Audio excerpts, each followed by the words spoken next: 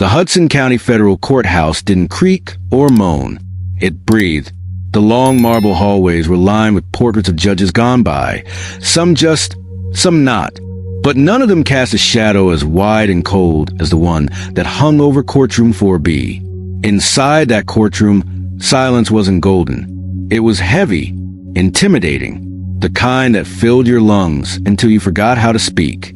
At the center of it all sat Judge Claudia Norwell, draped in black robes like a widow in mourning, but her soul had long stopped grieving for justice. For 25 years, she had occupied the bench like it was a throne. Her gavel was not a tool of order, but a weapon of control. They said she rarely raised her voice, and she didn't have to. Her gaze, sharp as a scalpel, did all the cutting. She would look over her wire-framed glasses at attorneys like they were nuisances, especially if there were black men in court. The message was always the same. This isn't your courtroom. This is mine. Whispers about her rulings didn't stay confined to the courthouse walls. They drifted into bar association lounges, legal offices, and late-night phone calls between defense lawyers who had suffered under her disdain. The stories followed a pattern, one too consistent to ignore, but too subtle to prosecute, especially for black attorneys. Judge Norwell's courtroom was a known battleground. Motions were denied before they were read. Objections were dismissed before they were spoken. Her judgments leaned in one direction, always favoring the side with the paler skin and the deeper ties to the status quo. Over the years, she had built a fortress around her bench. No formal complaints ever stuck. Every young attorney who thought about calling her out quickly realized how many doors would close on their careers afterward. She was untouchable, and she knew it. That morning, as the court officers unlocked the chamber doors and the first wave of attorneys and observers filed in, the air carried more than dust and routine. It carried attention. Not new, but sharpened like a knife waiting to be used. Claudia Norwell entered from her private chamber at exactly 8:59 a.m., 1 minute before proceedings began. She didn't greet the room. She never did. She simply sat, adjusted her robe, and began scanning the docket with a slow, deliberate motion, as if every name on the list was already guilty of something. She glanced up once, catching sight of the courtroom's first few rows filling with strangers, media, legal observers, even a few law students. That wasn't typical. Something was off. Her clerk leaned in to whisper, "High-profile case today.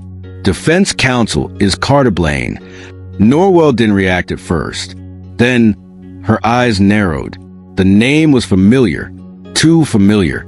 Carter Blain, a defense attorney known across state lines for dismantling shaky prosecutions and turning hopeless trials into national news. A black man. Smart. Calculated. Dangerous. Not in the way criminals were, but in the way truth-tellers threaten fragile systems. Her lips thinned. She didn't like surprises. And she especially didn't like black men in court who didn't know their place.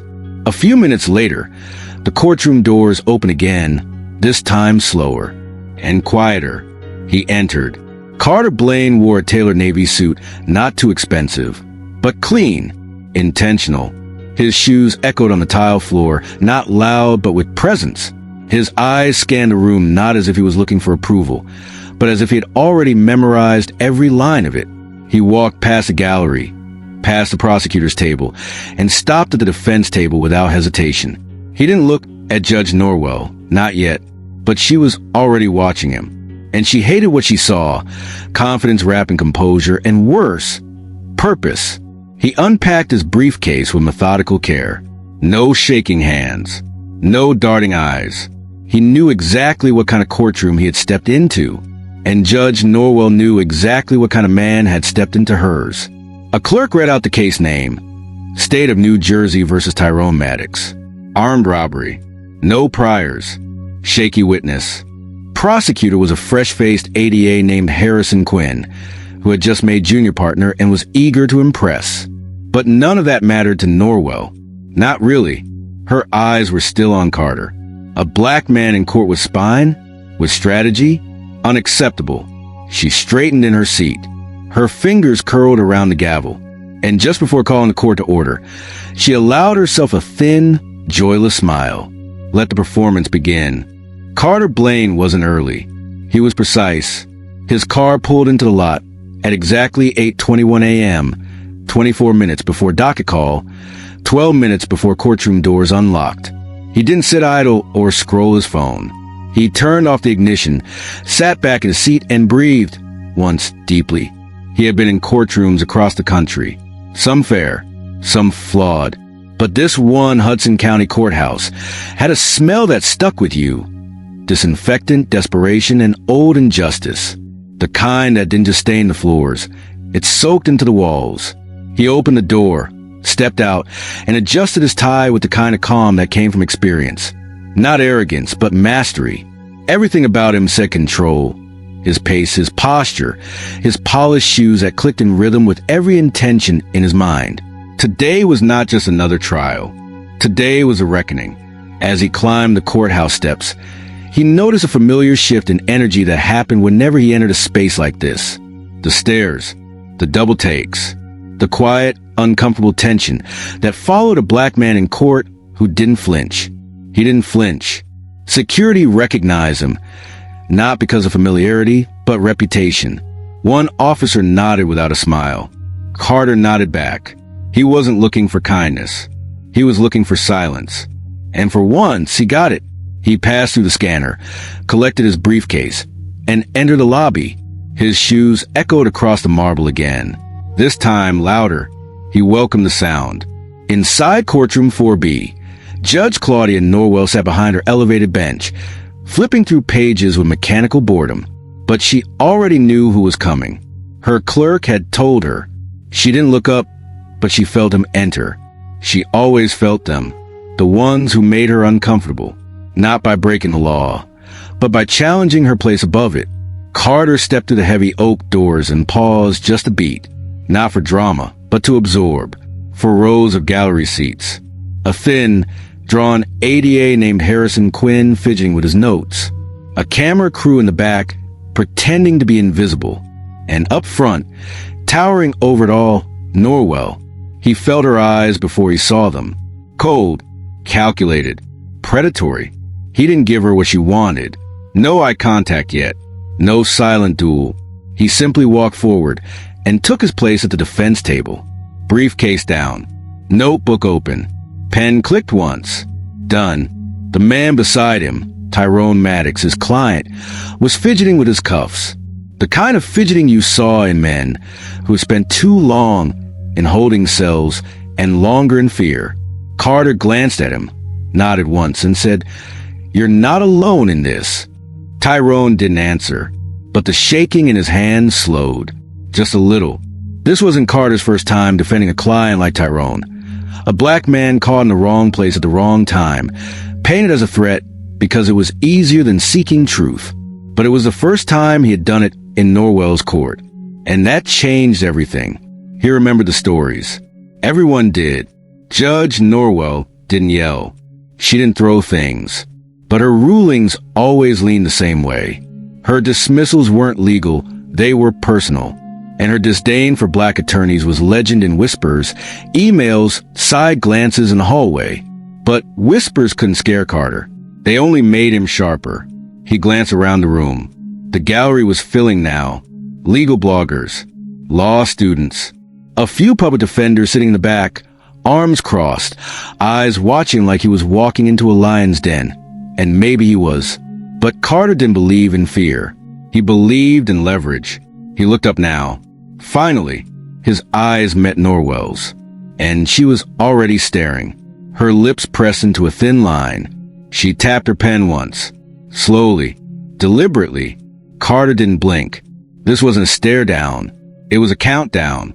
She leaned into her mic without breaking eye contact and said, "Court is now in session." Her voice was flat, controlled, laced with that same condescension she'd mastered over the years. But Carter heard what most wouldn't. She was nervous, not panicked, not shaken, but aware.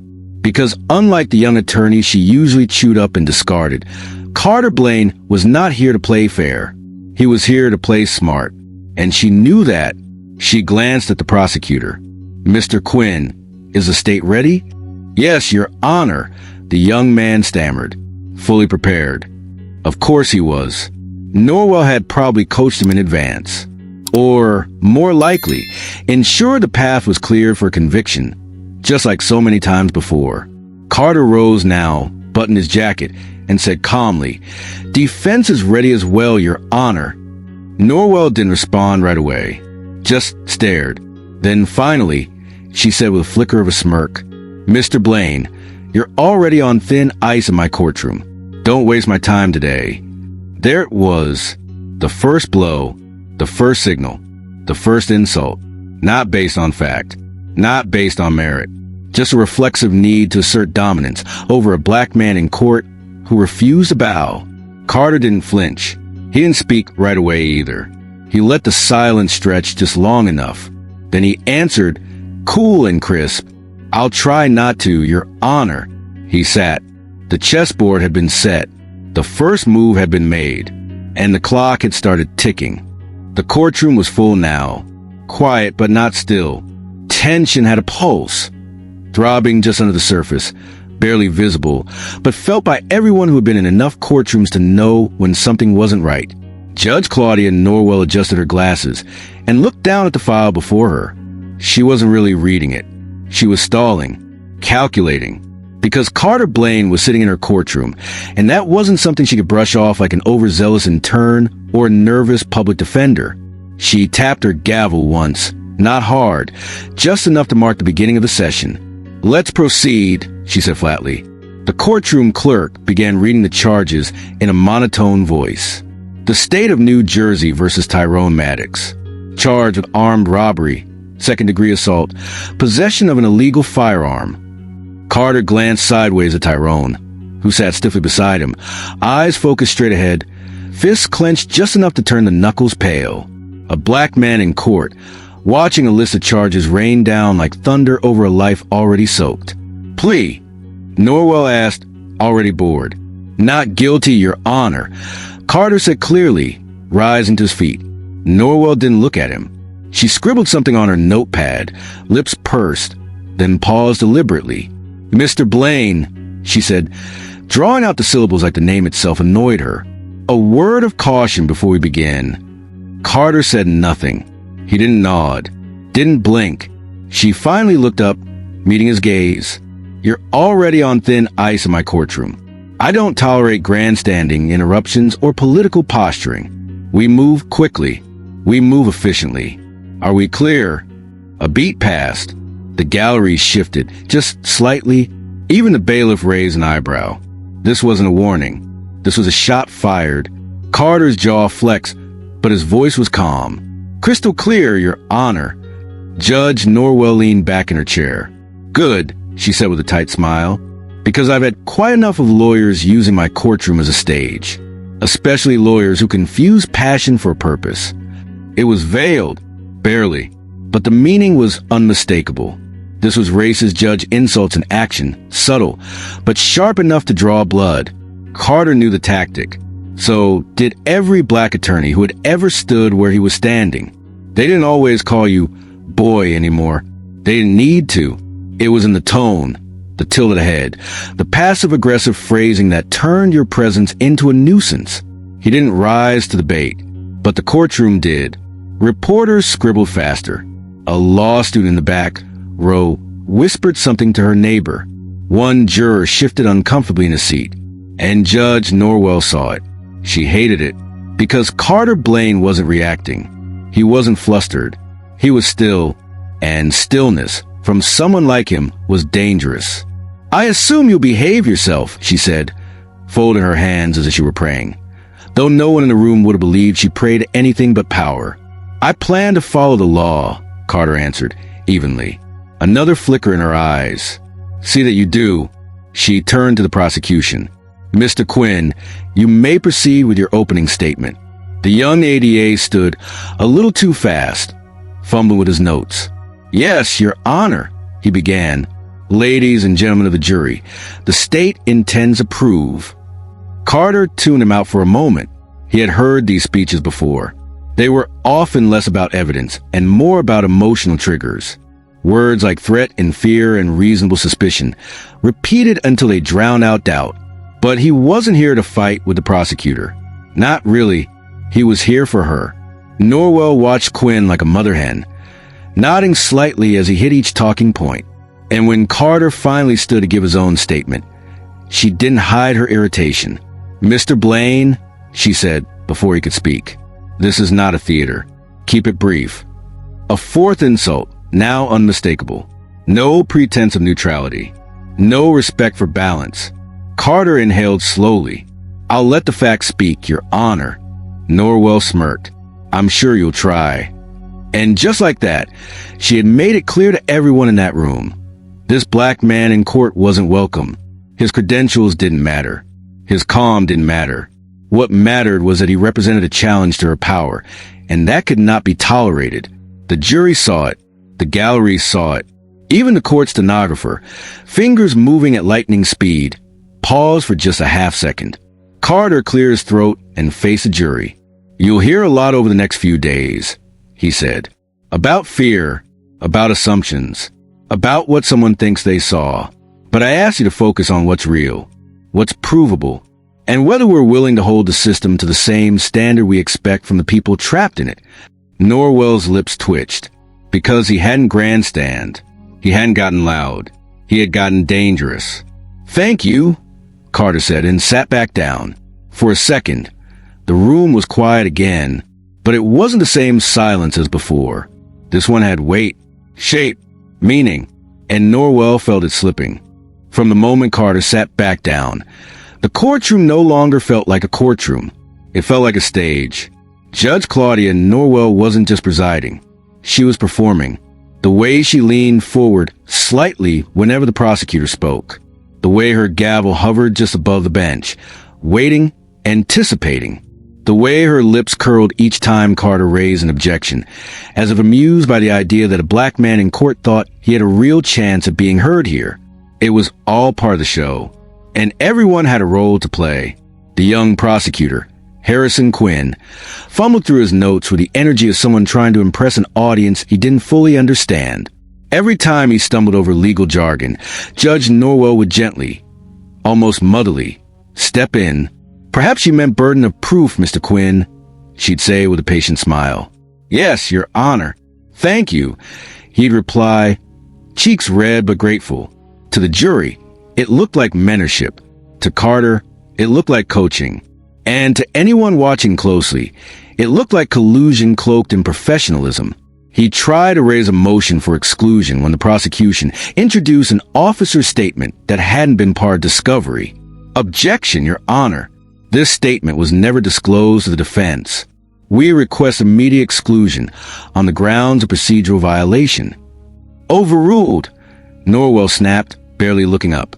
"You should have anticipated this line of questioning, Mr. Blain." Carter's eyes didn't flinch, but his hands tightened slightly around his pen. He didn't speak. He didn't protest further. He just let the moment sit, like an unanswered question hanging in the air. The jury noticed. The gallery noticed, too. More people had come in now. Word had spread. The courtroom had an energy that buzzed just under the surface, like people were waiting for something, anything, and Carter knew what they were waiting for. A break. A crack, a flaw in the system pretending to be flawless. But Norwell wasn't about to give them one. Not easily. The next witness took the stand, Officer Wesley Grant. Tall, firm-voiced, with a presence that made the jury sit up straighter. He spoke with confidence. Too much confidence for someone whose report contained conflicting timestamps and inconsistent descriptions. Still, Norwell treated him like gospel. "Objection, Your Honor," Carter said when Grant began speculating about his client's behavior. "That's not a direct observation and is speculative." "Sustained." "Partially," Norwell said reluctantly. "Officer Grant, just stick to what you saw." The word partially hung like a warning. It meant I'll allow this once, but don't push me again. Carter kept a neutral face, but inside, the list was growing. Evidence denied. Testimony allowed with bias. A black man in court being treated like a prop in a narrative someone else wrote. This wasn't a trial. It was a script. and Norwell was both director and editor. By midday, Carter had counted 8 instances where the judge had overruled valid objections. For times, she had stepped in to help the prosecution rephrase. Not once had she acknowledged the defense's concern without condescension, but he stayed still, because while Norwell was busy performing, Carter was documenting. He noted every inconsistency, every deviation, every time she cut him off before he could finish a sentence. He wasn't here to out-argue her. He was here to let her write her own downfall, one biased ruling at a time. Then came the worst moment of the day. The prosecution played security footage, blurry, barely usable, and clearly showing someone who might resemble Tyrone, but wasn't conclusive. Carter stood immediately. "Objection, Your Honor. That footage has not been authenticated. We haven't had the opportunity to review the chain of custody." Mr. Blain, Norwell sighed. "The jury can determine what they see for themselves." "Sit down." Racist judge insults disguised as legal reasoning. He didn't sit immediately. He looked at her, calm, silent, and for just a second, the courtroom held its breath. Norwell stared back, almost daring him, but Carter didn't speak. He didn't give her the outburst she wanted. He simply turned to the jury and said, "Let the record reflect the defense's objection to the unauthorized submission of visual evidence." Then he sat, and just like that, the air in the room shifted. The jury looked at each other. The gallery stirred.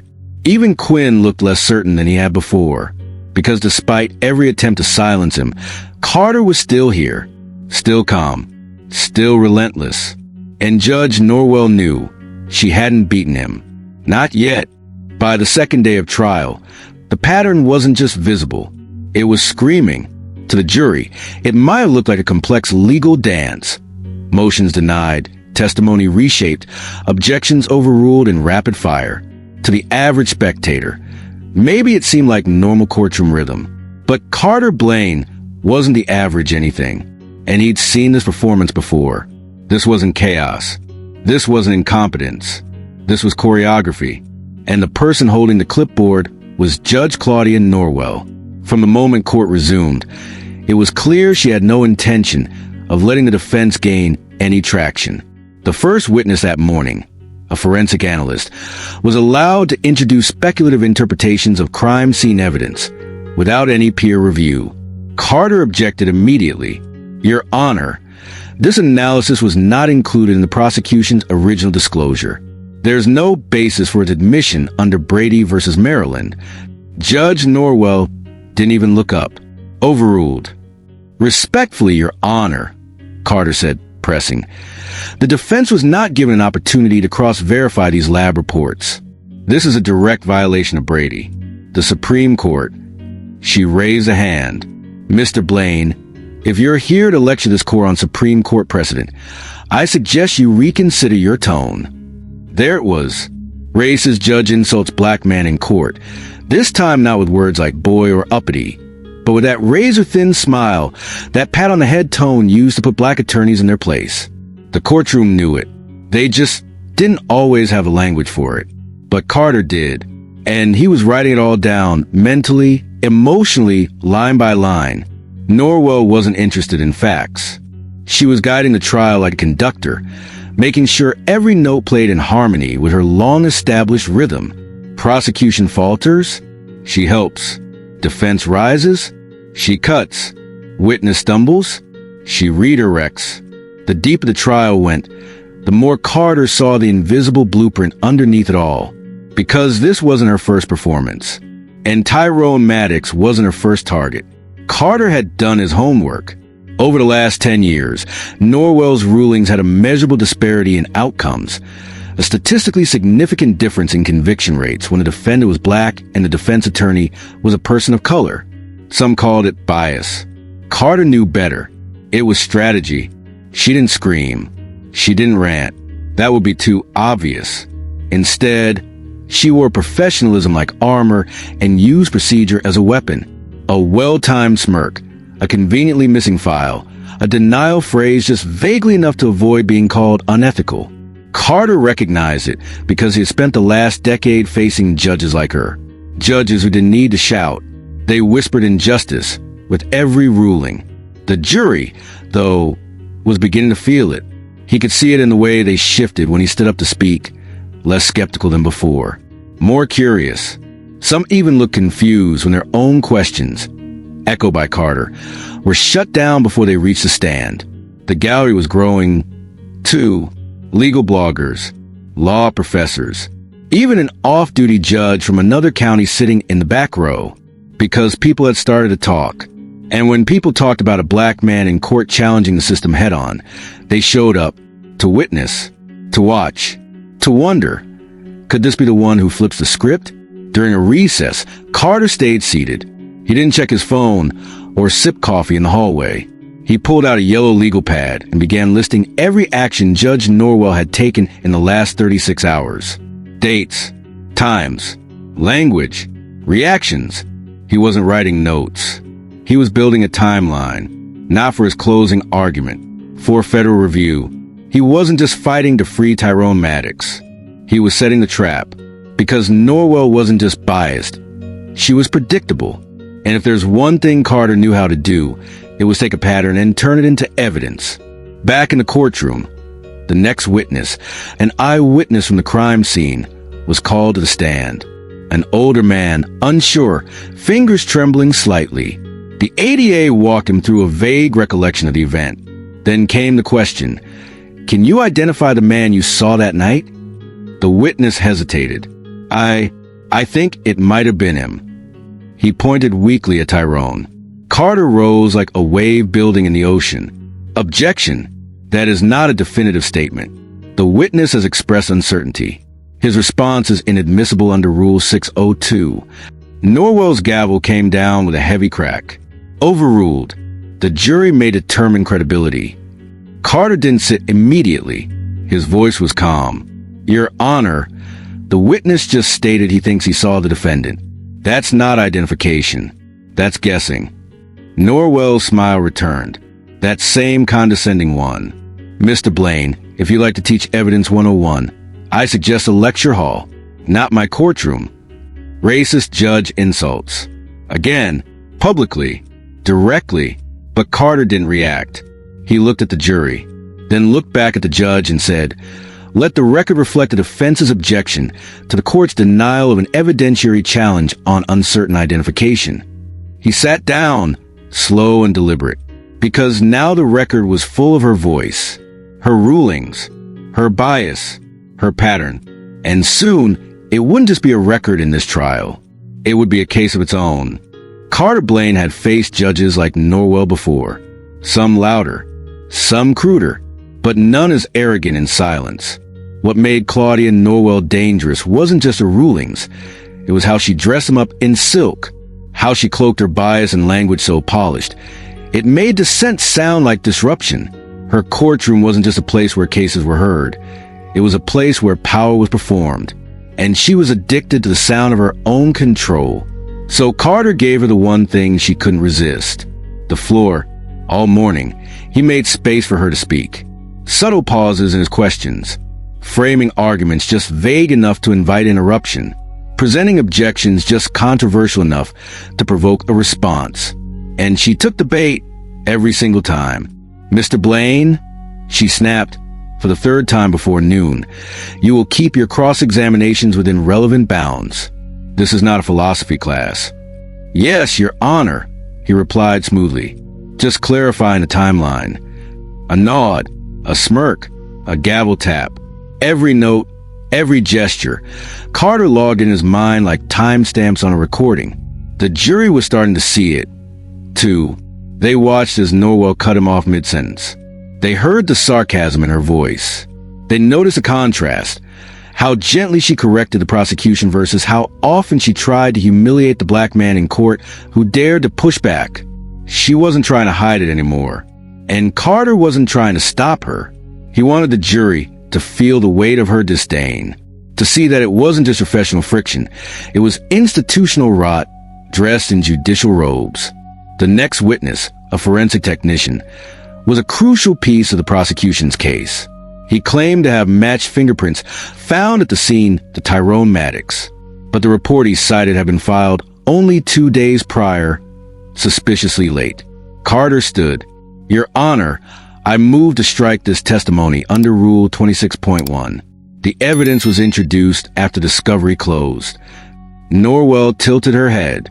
Mr. Blain, are you suggesting the prosecution is acting in bad faith?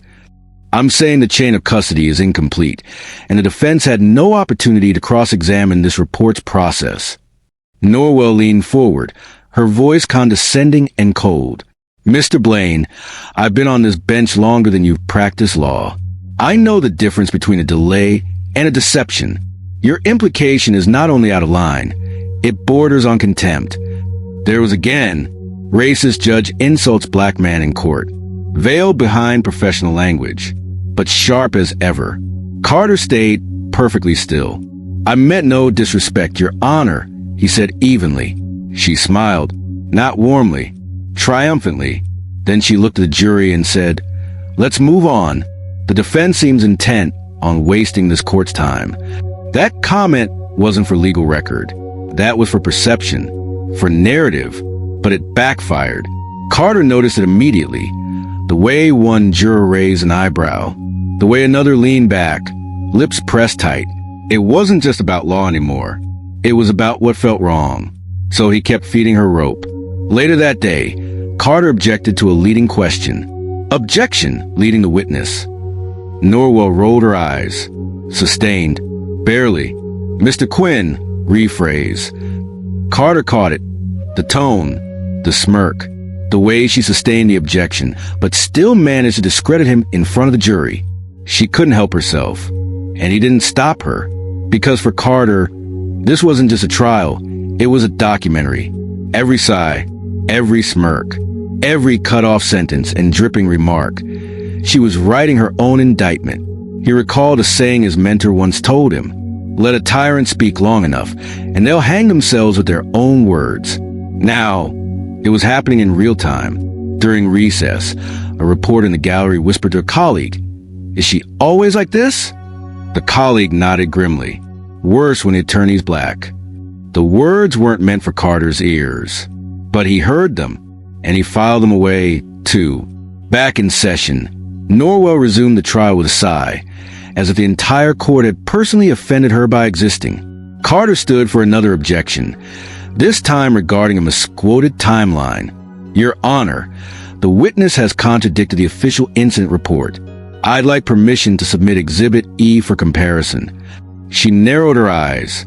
Mr. Blain, we are not going to turn this into a scavenger hunt for technicalities. The court has limited patience for theatrics. Another one. Racist judge insults black man in court. Not coded, not subtle. It was blatant, public, documented. Carter didn't respond. He just said, let the record reflect the court's denial of evidentiary comparison. Norwell banged the gavel hard. We're done here. Move on. But she wasn't done. And Carter wasn't done letting her talk.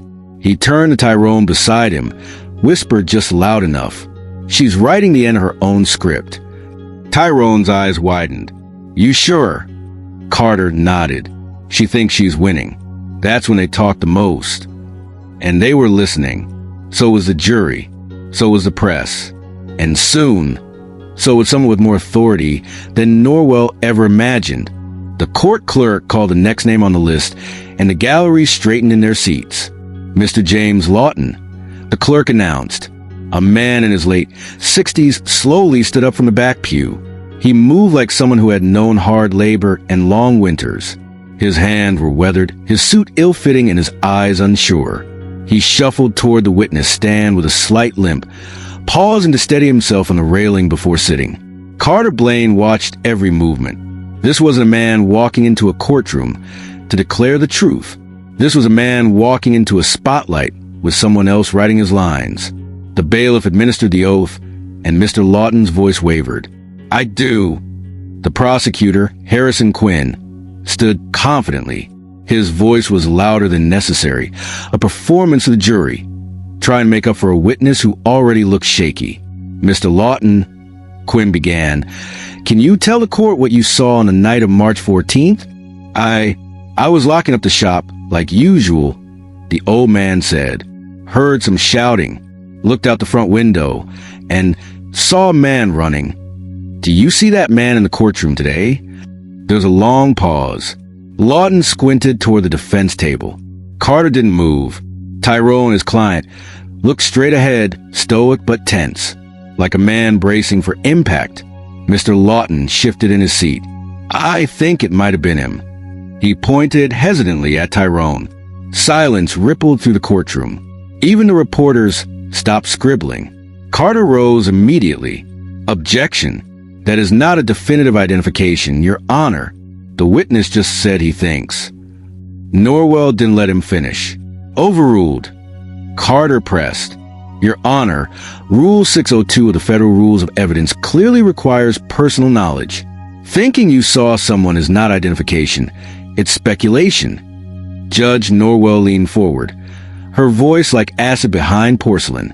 "Mr. Blain, I am well aware of Rule 602.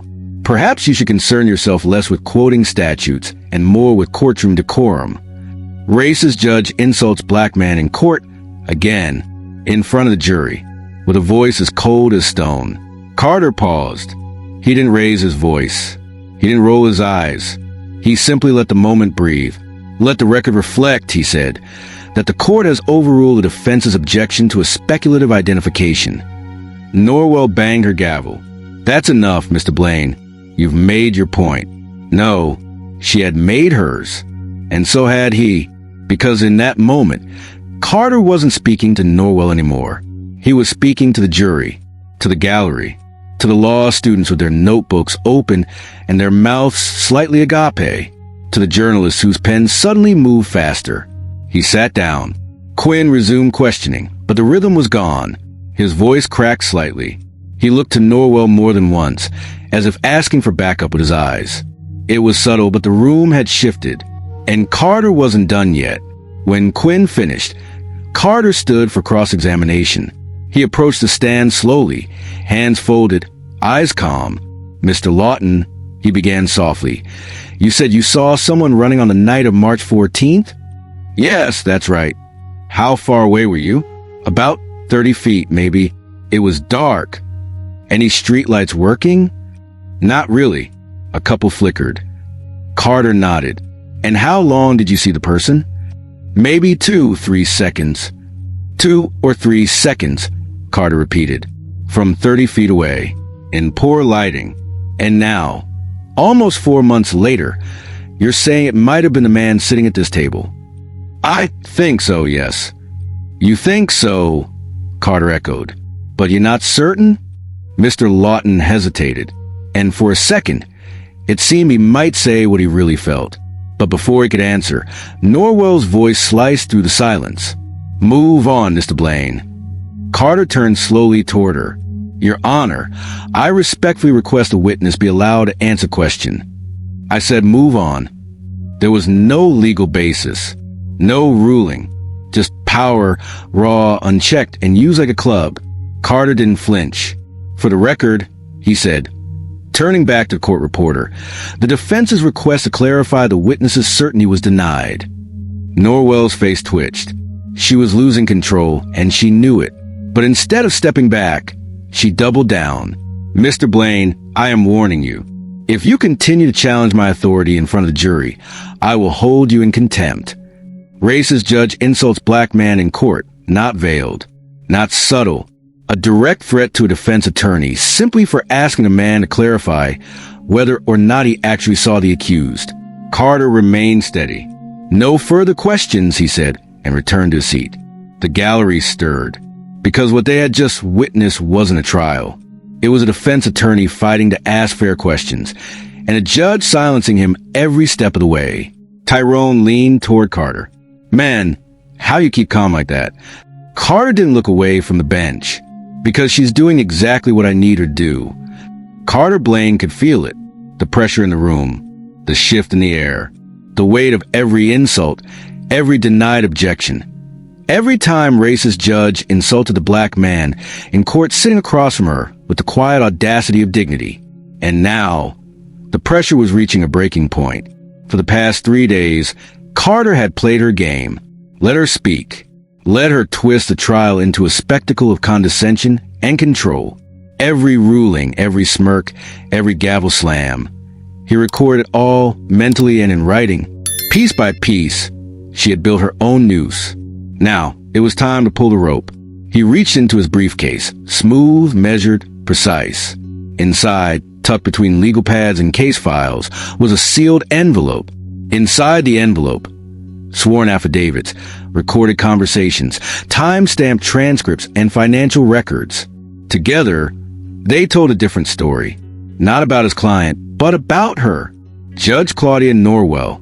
A history of undisclosed relationships with prosecutors. Patterns of selective evidence suppression. Even allegations of accepting campaign donations in exchange for favorable rulings. All gathered quietly, lawfully, over the last 18 months. Carter didn't just prepare for this case. He prepared for her. He pulled the envelope halfway out and glanced at the court reporter. "Your Honor," he began, voice steady. "Before the next witness is called, I'd like to enter a supplemental motion." But he never finished the sentence. The double doors of the courtroom swung open with a force that broke the tension like glass. Every head turned. Even Norwell jolted slightly in her seat, startled by the interruption. Two men entered.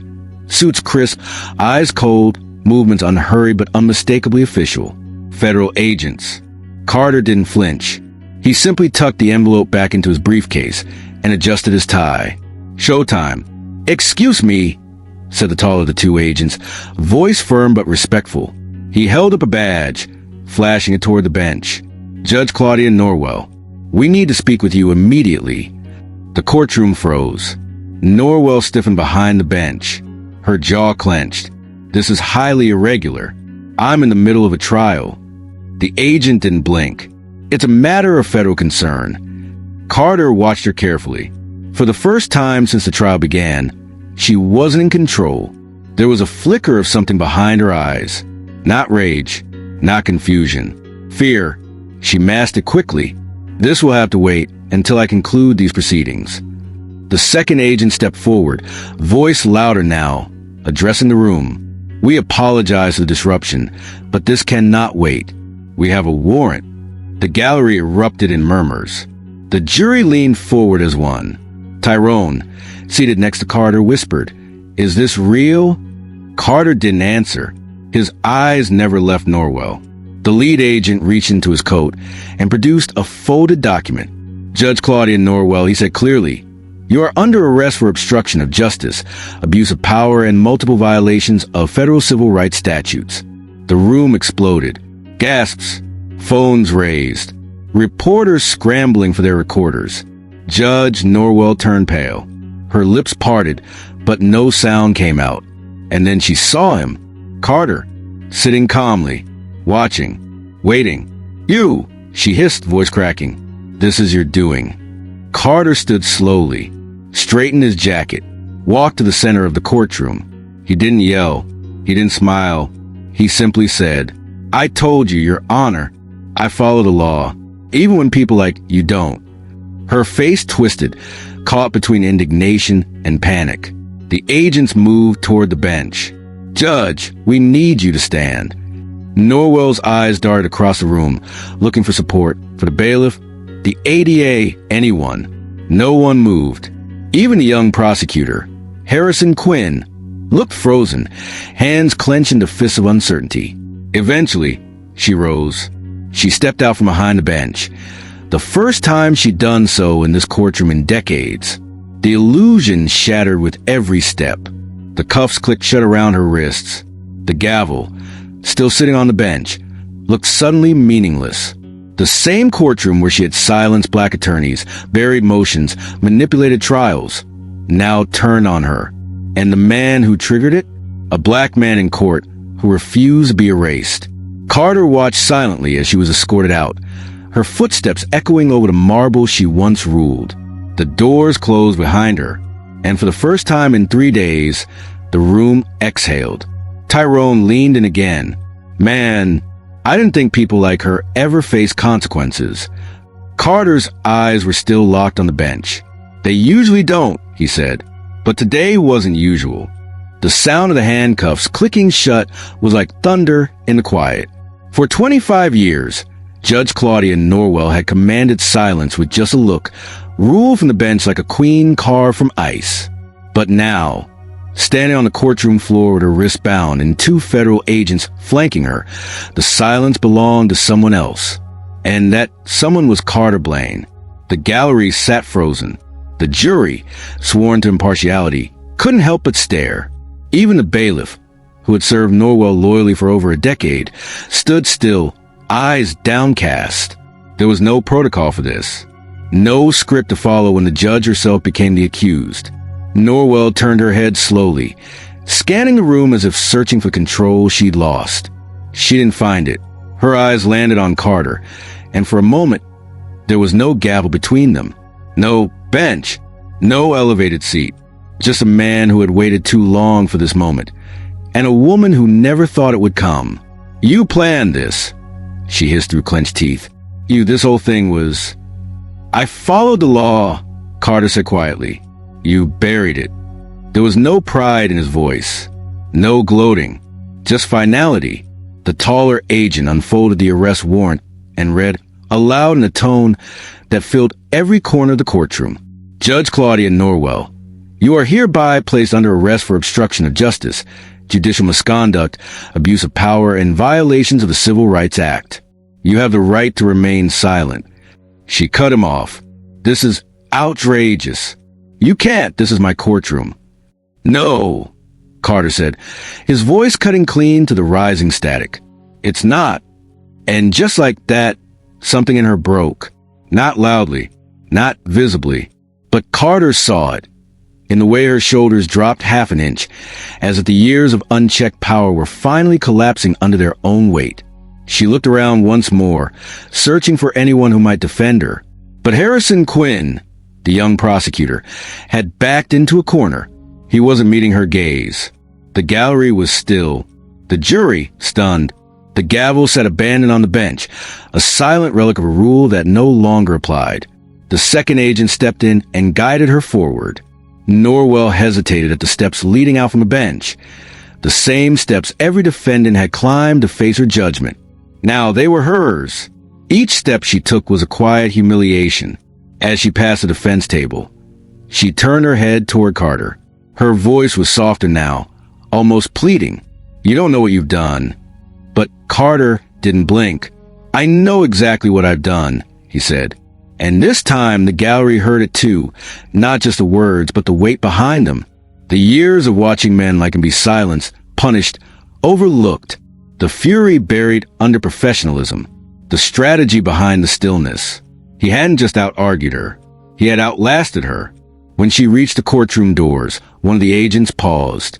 "Judge," he said, "do you want to walk, or do you want us to escort you?" Norwell didn't respond. She walked.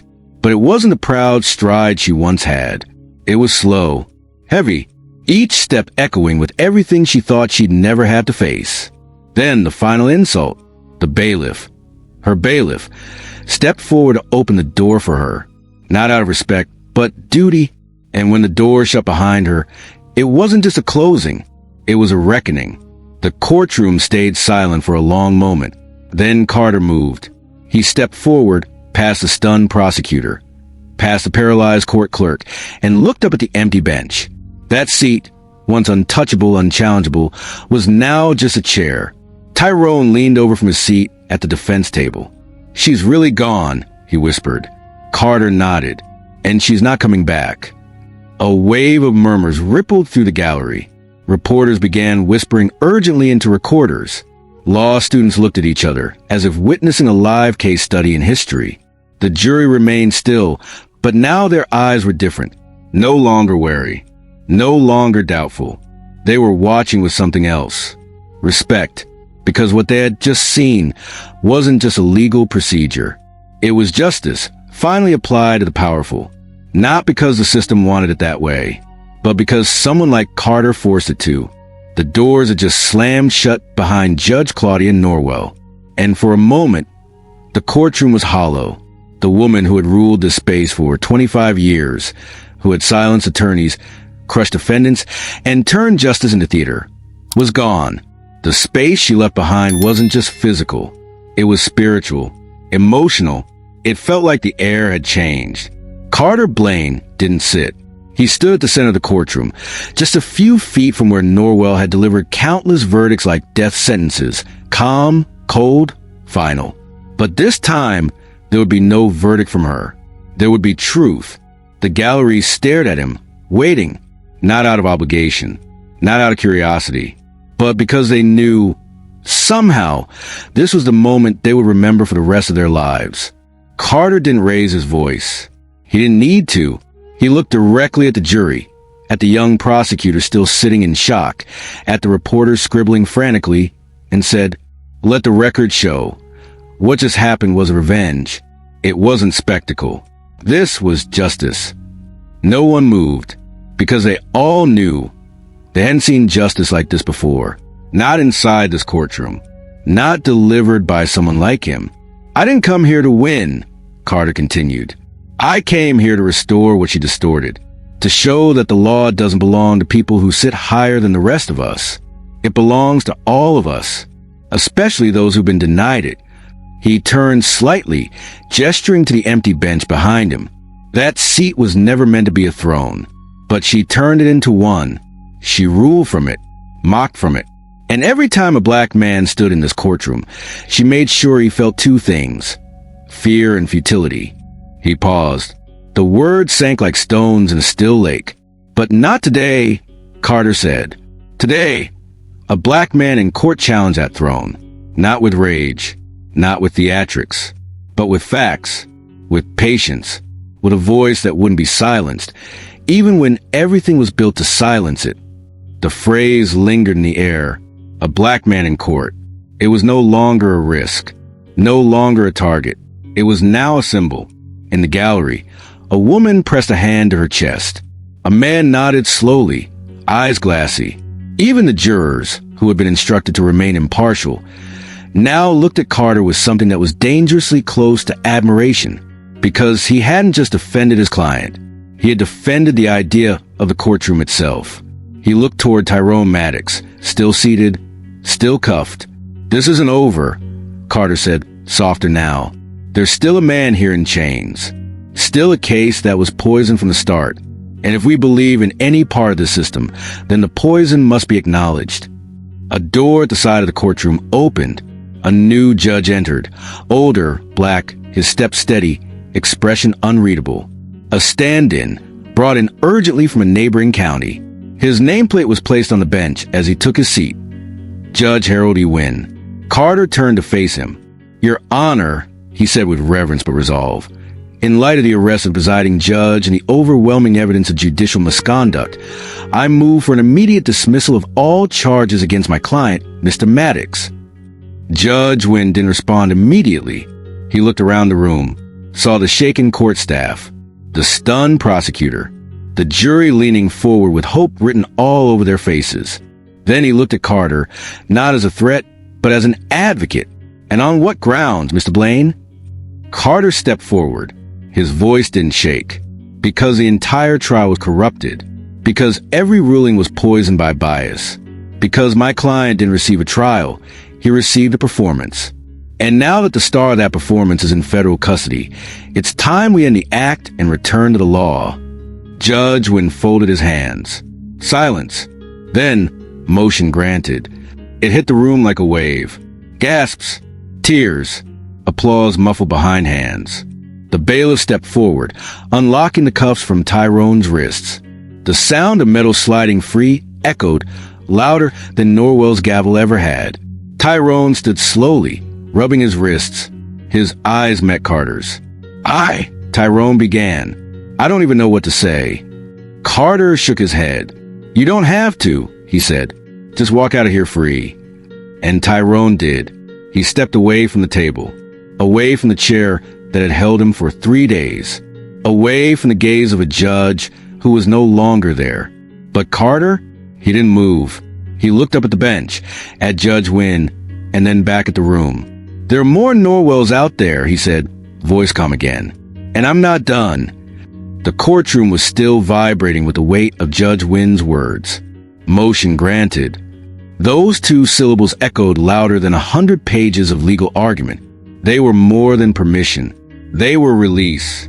Carter Blain turned his head slowly toward Tyrone Maddox, the man who had entered this courtroom in cuffs, who had been called a criminal before he could even speak, now sat blinking like someone waking up from a nightmare he never asked to dream. For a second, he didn't move, as if afraid it wasn't real, as if this freedom, this sudden permission to be human again, was just another illusion in a courtroom built to break him. Carter stepped beside him and gently said, "It's over." Tyrone looked down at his wrists. The metal cuffs, tight for 3 days, had left faint bruises, not just on his skin, but on his spirit. He flexed his fingers slowly, as if testing whether they still belonged to him. The bailiff approached, not the one who had ignored him when Judge Norwell was in charge, but a younger officer, expression softer, more human. He knelt beside Tyrone and pulled out the key. Click. The sound was small, but it might as well have been an explosion. One cuff slipped off, then the other.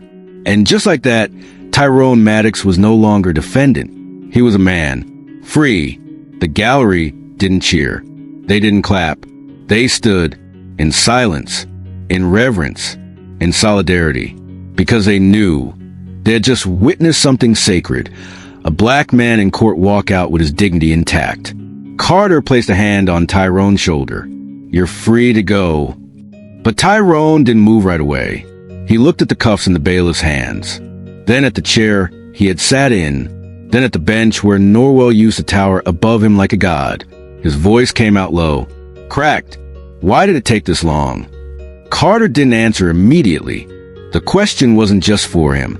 It was for every juror who once looked away, for every lawyer who stayed quiet, for every judge who ruled with prejudice and called it law, and for a system that had long been built not just to prosecute people like Tyrone, but to erase them. Carter met his gaze. "Because people like her," he said, motioning toward the empty bench, "were never told no."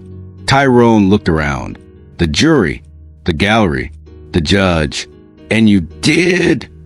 Carter gave a small nod. Someone had to. Judge Wynn cleared his throat, gently returning order to the room. "Mr. Maddox, your record is cleared. You are free to leave this courtroom with no charges pending against you." It was official now, and somehow that made it even more surreal. Tyrone turned to Carter again, his voice barely above a whisper. "I don't know how to thank you." "You don't have to," Carter said. "Just live free. That's all the thanks I need." Tyrone stepped from behind the defense table. For the first time in 3 days, he walked without permission, without chains, without eyes judging his every move. And the weight he carried of false accusations, of whispered assumptions, of institutional betrayal, seemed to fall off him with every step. He didn't rush. He walked slowly, purposefully, because every step was a reclaiming of time, of space, of self. When he passed the jury box, some jurors nodded. When he reached the gallery, a few people had tears in their eyes. And when he reached the courtroom doors, he stopped. He turned back, just once, and looked at Carter, not as a client to his attorney, but as a man to another man. Then he walked out, and the door didn't slam behind him. It opened. Carter stood still for a moment. He didn't move, didn't follow. He let the silence linger. Because what had just happened in this courtroom wasn't just the end of a trial. It was the undoing of a lie. The lie that people like Tyrone don't get justice. The lie that a black man in court must always be on the defense. And the lie that a robe can't be questioned. When Carter finally sat back down, Judge Wynn leaned slightly forward. "You played a long game, Mr. Blain," he said, with quiet respect. "And you played it well." Carter gave a small smile. "I wasn't just playing," he said. "I was surviving. And now, I'm ready to rebuild." The hallway outside the courtroom was filled with noise. Journalists whispering, law clerks pacing, spectators talking in hushed awe. But inside Carter Blain, there was only stillness. Tyrone Maddox was gone. Free. The cuffs that had once bound him now sat somewhere in an evidence bag, collecting dust. And Judge Claudia Norwell, the woman who had ruled with a velvet fist and a bitter heart, was now in federal custody, facing the law she had long believed she stood above. But Carter knew better than to celebrate too long. Justice didn't come with fireworks. It didn't come with applause. It came in shifts, quiet, uncomfortable, often unseen. And even when the tide turned, it could turn back just as fast. He stepped out of the courtroom, briefcase in hand, as a flood of questions followed him. Mr. Blain, was this part of your strategy from beginning? How long have you been building this case against Judge Norwell? What does this mean for other defendants who appear before her? Carter didn't answer, not because he didn't have answers, but because they were asking the wrong questions. This wasn't about Norwell. It never was. This was about what she represented. About every racist judge who insulted a black man in court, dismissed his rights, devalued his voice, and hid behind precedent like a shield. Norwell was just the one who finally got caught in the light. But Carter knew there were more. Many more. He stepped into the elevator, letting the doors close without a word. As the floor descended, he loosened his tie, not from relief, but to breathe, really breathe. For the first time in 3 days, he wasn't preparing for the next blow. And yet, he knew the fight hadn't ended. It had only moved. He exited on the first floor, walking past a row of portraits lining the courthouse wall. Old judges, all white, all male, all frozen in oil paint. He paused at the last one. There was a space beneath it, a blank wall, ready for the next portrait. Carter looked at it and smiled. Not yet, he thought. Not until we fix what came before. Outside, the sun was beginning to dip, casting gold along the courthouse steps. Tyrone stood at the bottom of them, surrounded by a small circle, his sister, his lawyer from an old case, even a neighbor who had driven in from 2 towns over just to support him. They didn't say much, but when they saw Carter, they nodded, and that was enough. Tyrone walked over slowly. He looked different now, taller somehow, or maybe just unchained in ways that I could measure. You saved my life, man, he said. Carter shook his head. You survived it. I just made sure someone finally listened. Tyrone looked down. What happens now? Carter scanned the horizon, the cars, the courthouse, the Capitol building beyond it. Now, he said, we go back. We look at every case she ever touched, every sentence she handed down, every name she tried to bury. Tyrone nodded. And what about you, he asked. You done? Carter's smile was tired but sharp, not even close. He looked back at the courthouse, this time not with contempt, but with commitment, because he didn't fight for the seat. He fought for the space for truth, for fairness, for every black man in court who had to prove his worth before even proving his innocence. The gallery might have cleared. The reporters might move on to the next scandal. But Carter, he stayed ready, because somewhere in another courtroom, another Norwell was watching the news tonight, rewriting their playbook, preparing to strike smarter, more carefully. But Carter would be there too, smarter, stronger, already listening, already moving. As the crowd dispersed and Tyrone walked away with his family, Carter stayed for one last glance. He stood on the steps, now empty, the sky dimming into hues of red and purple, and he whispered, not to anyone around him, but to the courthouse itself. This time you listened. Next time you better be ready. Then he turned and walked away. If this story moved you, if you believe in justice, in truth, and in holding power accountable, don't let it end here. Like this video to show your support. Share it so more voices can rise. Subscribe to the channel, because we're not done telling the stories that matter. We're just getting started. Your voice is powerful. Let's make sure it's heard.